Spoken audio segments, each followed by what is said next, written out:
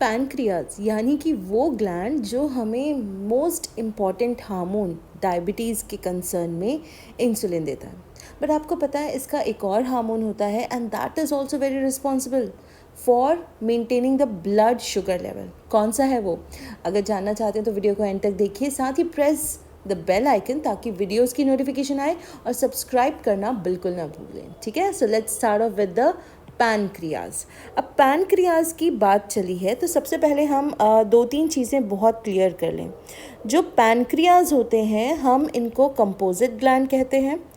ठीक है, composite gland. अच्छा, पैनक्रियाज, काफ़ी सारे बच्चे कई बार मुझे कहते हैं पैनक्रियाज उसका नाम है तो क्या प्लूरल है? नहीं, there is only one gland and that name itself is pancreas.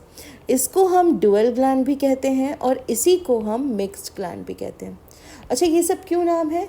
क्योंकि जो आपके पैनक्रियाज होते हैं वो आपके एंडोक्राइन तो होते ही हैं, उसके साथ साथ आपके एक्सोक्राइन भी होते हैं। ठीक है, एक्सोक्राइन मतलब एक्सोक्राइन वो ग्लैंड है जिसके पास आपके डक्ट्स प्रेजेंट है। अब ये क्या है? ये आपके सीधा जाते हैं इंटेस्टाइन पे, जहाँ आपकी कई सारी एंजाइम्स जो आपके पैनक्रियाज रिलीज़ करते हैं वो इंटेस्टाइन में जाती हैं और अपना फंक्शन जो है वो परफॉर्म करती हैं। जैसे फॉर एग्जांपल आपकी लाइपेज हो गई। सो यहाँ पे क्योंकि इसके पास प्रॉपर डक्ट है इसीलिए हम इसको एक्सोक्राइन ग्लैंड भी मान रहे हैं। अब अगर मैं एंडोक्राइन ग्लैंड की बात करूँ तो एंडोक्राइन सिस्टम से रिलीज़ होते हैं दो हार्मोन्स। ठीक है, उससे पहले एक चीज़ जाननी है कि जो आपका पैनक्रियाटिक टिश्यू है, ठीक है, जिससे आपका पैनक्रियाज जो हम बात करेंगे वो बने हुए हैं, ये पैनक्रियाटिक टिश्यू में आपके कुछ सेल्स होते हैं। ठीक है, जिनको हम कहते हैं आइलेट्स ऑफ लैंगरहैंस। ठीक है, अब ये जो आइलेट्स हैं, आइलेट्स का मीनिंग होता है आइलैंड्स। ठीक है, आइलेट्स का मीनिंग होता है आइलैंड। होता क्या है, जो पैनक्रियाटिक टिश्यू होता है, जैसे ये आपका पैनक्रियाज है, ठीक है, उसमें छोटे छोटे इस तरीके से अलग अलग सी बॉडीज़ जो होती हैं वो होती हैं। तो ये जो बॉडीज़ होती हैं छोटे छोटे आइलैंड की तरह दिखती हैं, इसीलिए हम इनको आइलेट्स कहते हैं। ठीक है, अब ये जो है अगर आप बात करें, ठीक है, तो लगभग 1 to 2 मिलियन आइलेट्स होते हैं, और जो कि आपके से 1 to 2% पैनक्रियाटिक टिश्यू को रिप्रेजेंट करते हैं। तो आप समझ सकते हैं कि ये कितने ज़्यादा होंगे नंबर में। अब यहाँ पे पैनक्रियाटिक टिश्यू जो है वो दो टाइप का होता है। एक होता है अल्फ़ा सेल्स और एक होते हैं आपके बीटा सेल्स। ठीक है, अल्फ़ा सेल्स, बीटा सेल्स। अब ये क्यों डिफ्रेंशिएशन है? क्योंकि ये दोनों अलग अलग हार्मोन रिलीज़ करते हैं। अल्फ़ा सेल जो होते हैं वो आपके ग्लूकागॉन रिलीज़ करता है। ठीक है, और जो आपके बीटा सेल्स होते हैं वो आपके इंसुलिन का रिलीज़ करते हैं।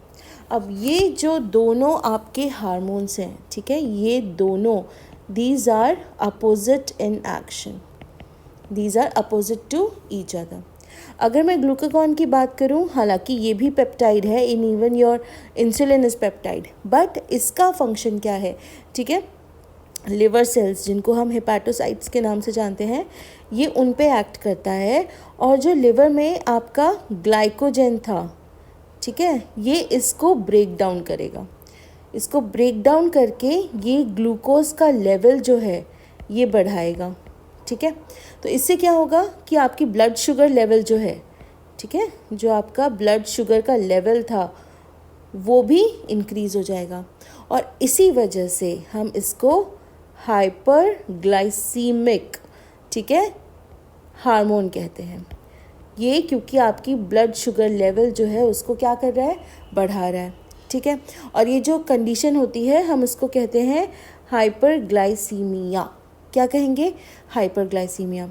अच्छा, ये दो प्रोसेसेस के थ्रू करता है, जो भी ये प्रोसेस है पूरा, दो प्रोसेसेस होते हैं। एक प्रोसेस कौन सा है? पहला है आपका ग्लाइकोजेनोलाइसिस। ठीक है, ग्लाइकोजेनोलाइसिस, ग्लाइकोजन, ठीक है, जो आपका हमने ग्लूकोज को कन्वर्ट किया था, लाइसिस का मतलब होता है ब्रेक डाउन।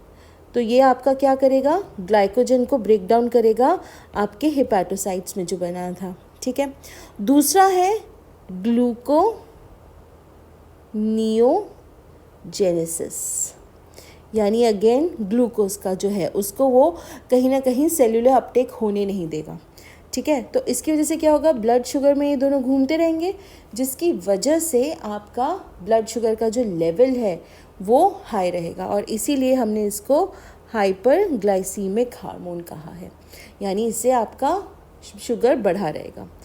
दूसरा हार्मोन जो है, जैसे कि हमने कहा एकदम अपोजिट है, तो ये क्या कहता है कि जो आपकी शुगर है, ठीक है, जो आपकी ब्लड शुगर है उसका लेवल नीचे करता है, और ये एग्जैक्टली अपोजिट काम करता है ये भी पेप्टाइड, नो डाउट।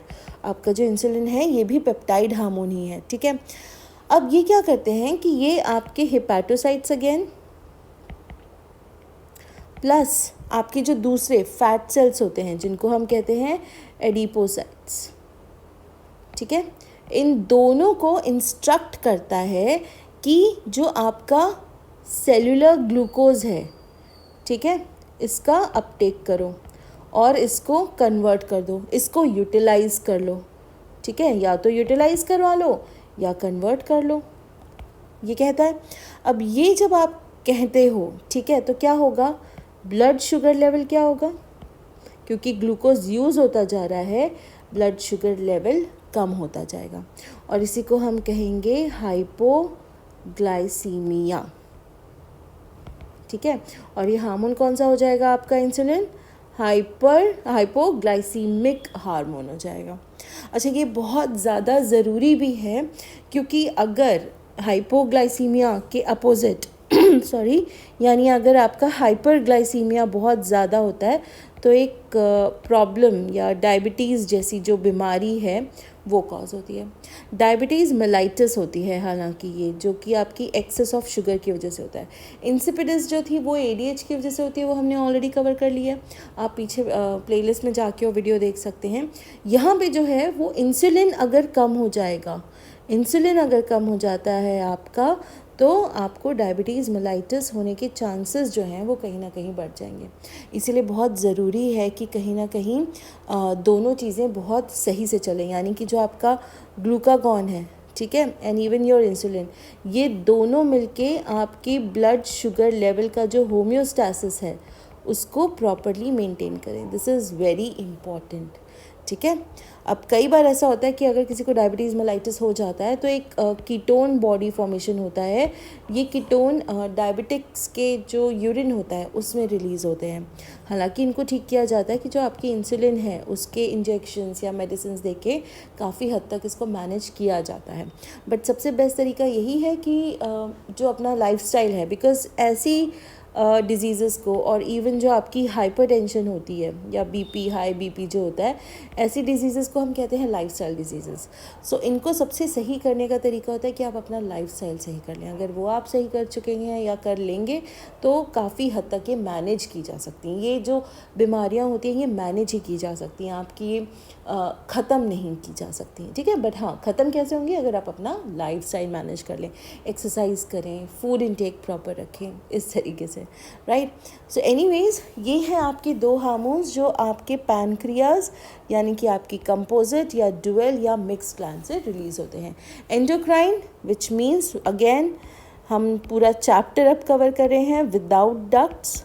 ठीक है, तो ये सीधा जो आपका ग्लूकागॉन है या इवन जो आपका इंसुलिन है सीधा आपके ब्लड में जाता है और मेनली एक्ट करता है आपकी ब्लड शुगर पे।